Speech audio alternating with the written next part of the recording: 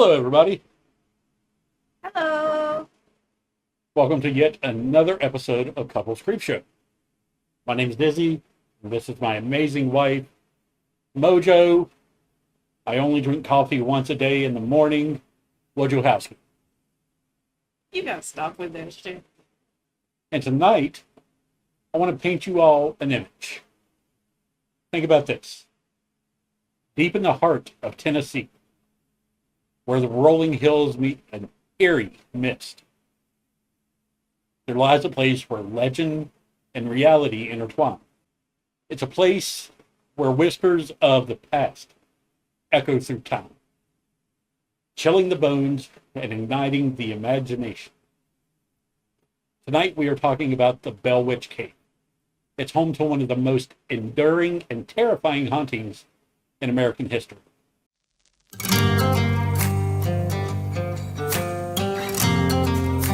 We've not done like a legit ghost story, have we? Nope. No? Nope. What's up with that? What happened? I What was happened? breathing. You were breathing. It sounded was like you wasn't breathing. No, I was trying to take a deep breath and you caught me off guard. So as I was saying, tonight we're going to travel back to Appalachia, the home of Mothman, and we're going to jump into this chilling tale where we're going to explore the historical accounts, the terrifying encounters, and the lingering mysteries of the Bell Witch. Appalachia. I'm from there. From Appalachia?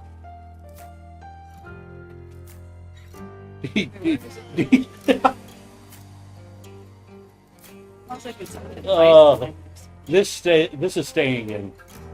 All of this, I'm not cutting any of that out. You're making me look like a dump pot. You seriously make me look like a dump pot. Appalachia, baby. Appalachia. No, it's Hatchet. Appalachia is a big mountain range that runs on the East Coast. It runs from...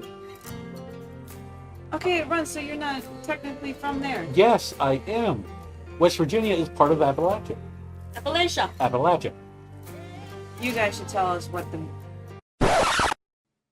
Hey guys, Editor Dizzy here, and yeah, you can 100% leave a comment on how you pronounce Appalachia, or you can just let me take care of it for you. Appalachia. It's Appalachia. Appalachia. If you're from there, you say Appalachia. If you're you're not from here, there, it's you- Appalachia. Yeah, I Yeah, okay, can't help continue. you from saying things wrong. How dare you? All right, so we're going further back in time than I think we have before. And this story begins in 1817. John Bell, who is a respected and devoutly religious man, moves his family from North Carolina to a sprawling 230-acre farm nestled along the Red River in Robinson County, Tennessee, of course. They are looking for a new start, a life of peace, prosperity, and the ability to prosper from their fertile and promising new land. The family consists of John, his wife Lucy, no relation to our Lucy, Lucy. and their children, including their youngest daughter, Betsy, who will become a central figure in this entire story. At first, life seems idyllic. The Bells, they establish themselves in the community. They attend church, tending to their crops, and building a life in their new home. But, just like any of our stories, this peace that they had is shattered as the days grow shorter, but the nights, they seem to grow longer.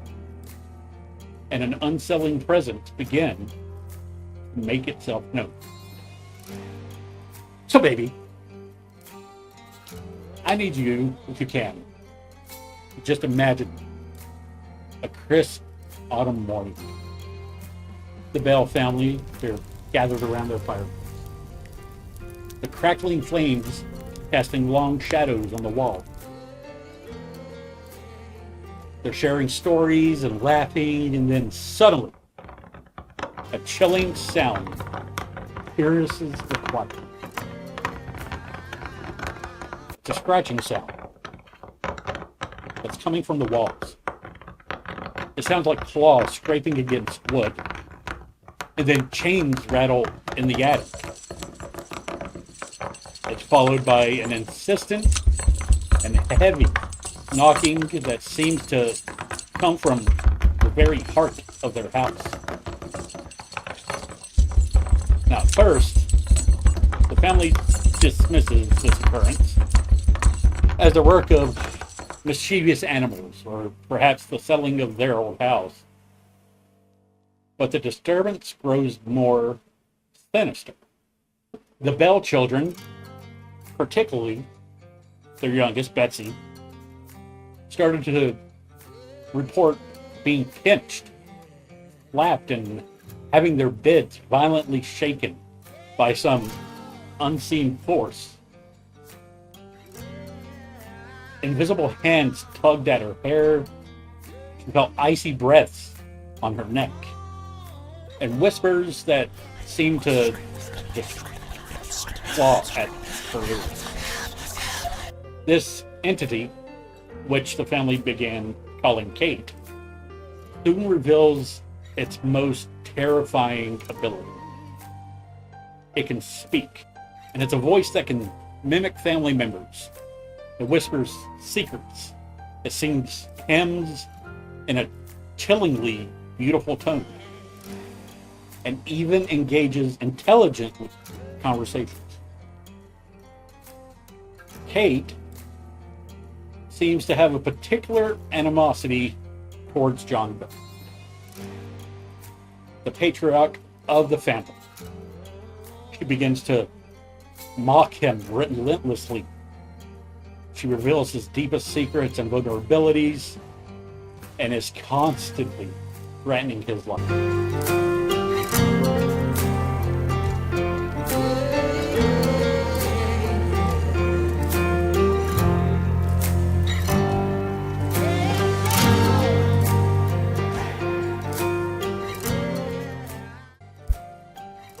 So, as the weeks turn into months, Kate's torment of John Bell just becomes absolutely relentless. She pinches him and scratches him, leaving visible marks on his body. She pulls his hair, trips him as he walks, and even subjects him to violent physical attacks, which leave him bruised and battered. It seems like Kate delights in humiliating him in front of his family and neighbors, revealing his hidden flaws and past indiscretions. John's health inevitably starts to deteriorate due to the constant stress and physical attacks. He starts to become withdrawn and despondent. His once very strong spirit broken by the relentless torment. The family tries everything they know to try to help him, but nothing seems to work. Kate's power seems to grow stronger with each passing day. Before long, the news of the haunting spreads far and wide. The Bell farm becomes a pilgrimage site for curious onlookers, skeptics, and those seeking a glimpse into the supernatural. Neighbors, local dignitaries, and even renowned figures like General Andrew Jackson. You know who he is? Sounds good. He would later become a future president of the United States. There it is. Came to witness the phenomenon. Some leave terrified, convinced that a malevolent entity is at work, while others remain skeptical, attributing the events to trickery or mass hysteria.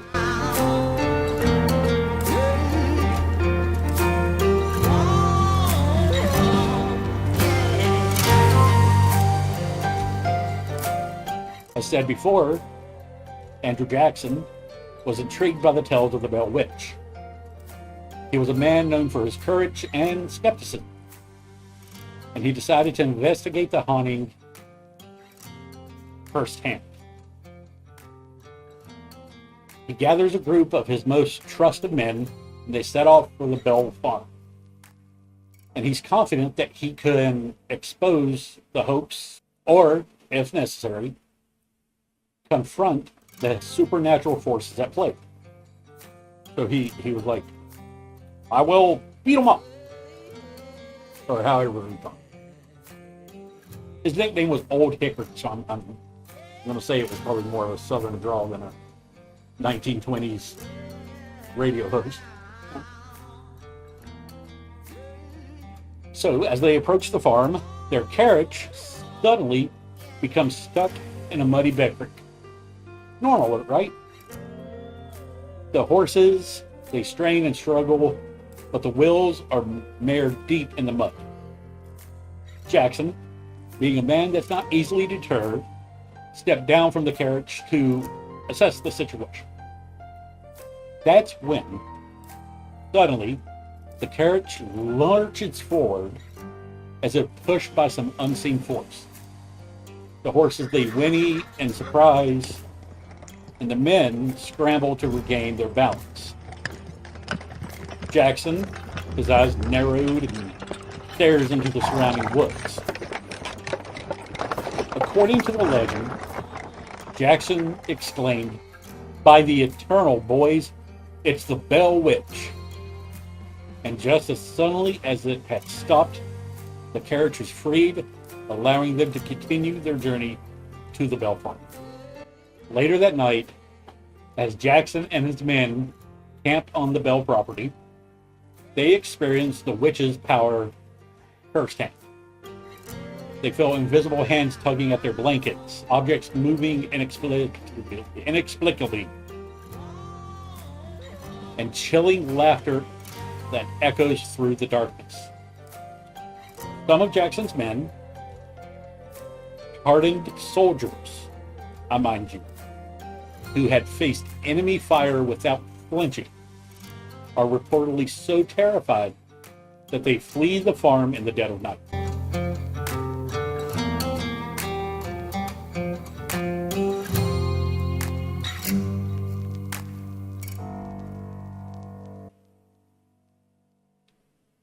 Now, one of the most intriguing aspects of the Bell Witch legend is the speculation surrounding the witch's identity. Many believe that the spirit, who calls herself Kate, was actually the ghost of a woman named Kate Batts. She was the neighbor of the Bells. Sounds like a Metallica album.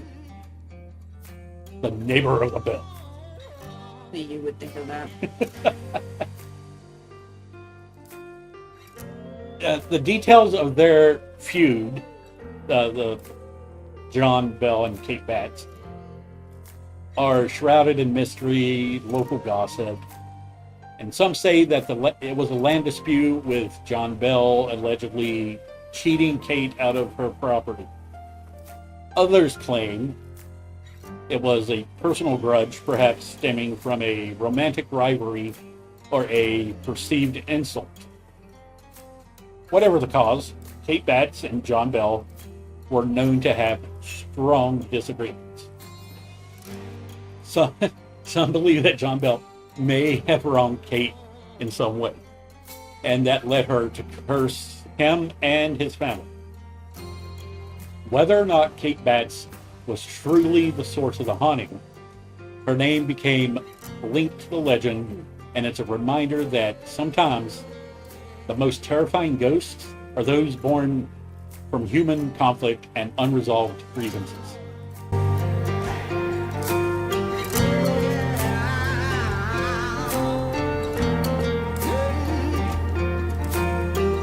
So the Bell Witch. Why'd you? What was? Well, the Bell Bitch. For a second, I thought that's what you thought I said. No. So the Bell Witch Cave, where the no product placement, cover it up. Okay. Where the entity known as Kate is said to have lived, is a natural crest cave. It formed over millennia by the slow dissolving of limestone and bedrock. And it stretches for, would you believe it, 490 feet. That's a long cave. Seems short. That's a long cave. 490 feet. I'm not good at shit. A labyrinth of passages, some of them wide and cavernous, others so narrow that you have to squeeze through sideways. Just imagine venturing into this darkness in the 1800s. No flashlights, anything, no electricity, lanterns, torches, with only a flickering candle or torch to guide your way. Step in there and the air is thick with the smell of damp earth. You know, the smell after it rains, Yeah, no. and it's silence with the occasional drip of water.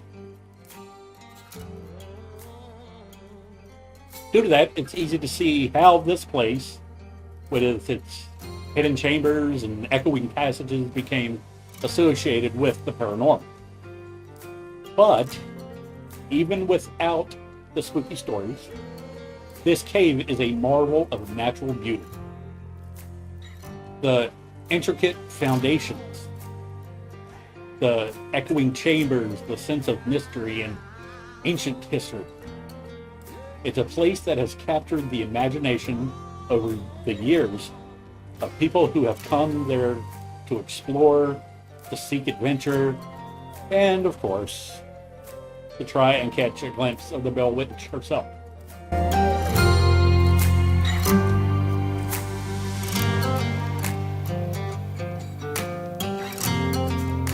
There is this formation that is called the Witch's Seat.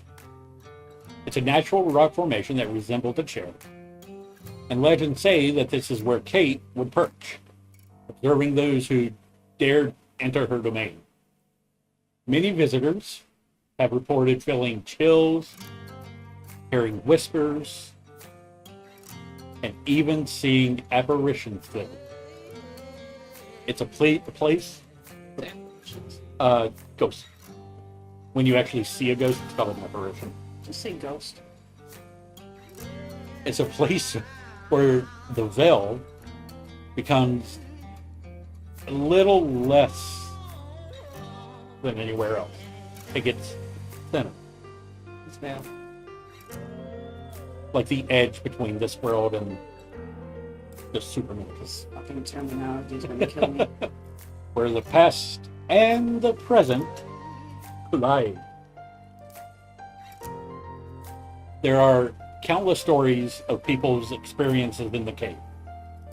Some tell of feeling a sudden sense of dread, an oppressive weight on their chest, as if they're being watched. Others claim to have heard disembodied voices, whispering their names and uttering threats. Like, if it wasn't for you meddling kids and that stupid dog, wooby wooby woo! And a few brave souls have even claimed to have seen the apparition of the Bell Witch herself.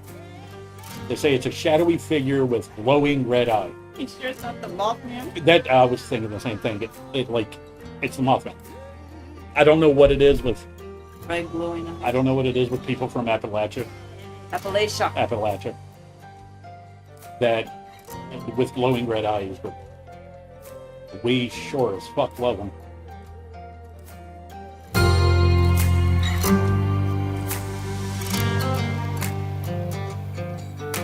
So, over the centuries, Many have attempted to explain the Bell Witch hauntings.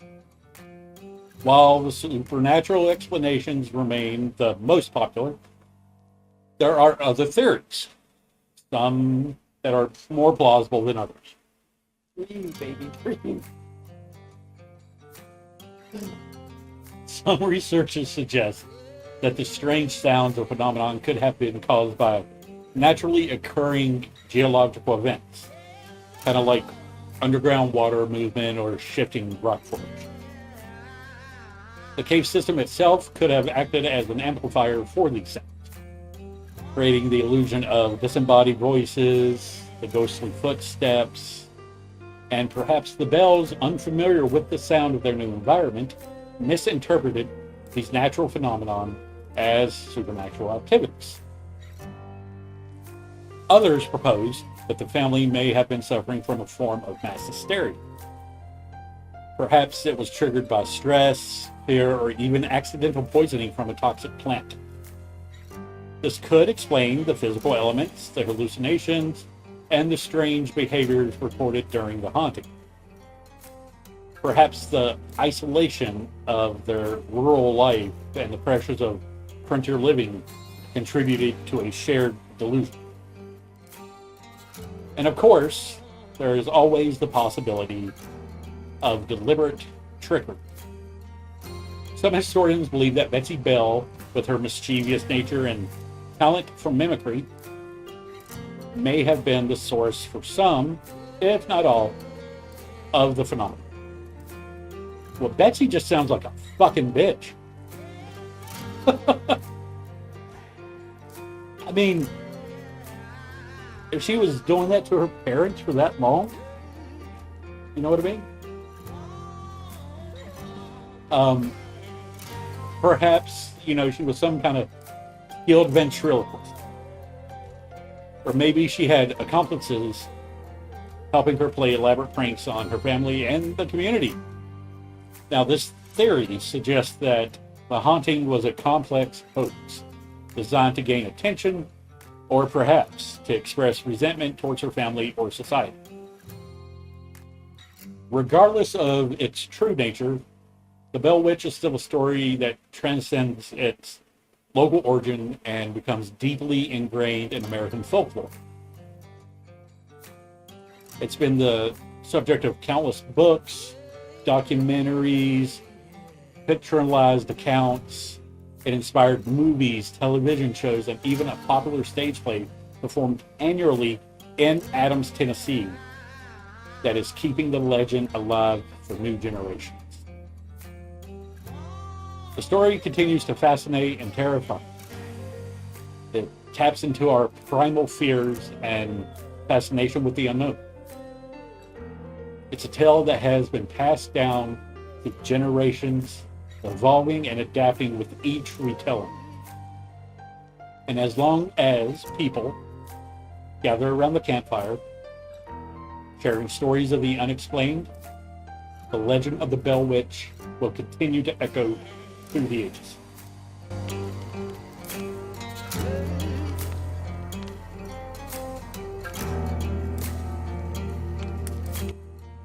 Hey, baby. Any closing thoughts? Appalachia. Appalachia.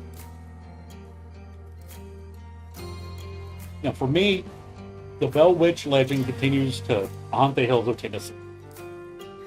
It's a chilling reminder of the darkness that can lurk beneath the surface of our world, whether you believe in the supernatural or dismiss it completely as folklore. There's no denying that the power of this story. It captures the imagination and it stirs the soul. It's a tale that speaks to our deepest fear, our fascination with the unknown, and our enduring quest to understand the mysteries of life and death. So with that being said, if you guys have liked the video, please remember, give us a thumbs up, hit that subscribe button, and ring that bell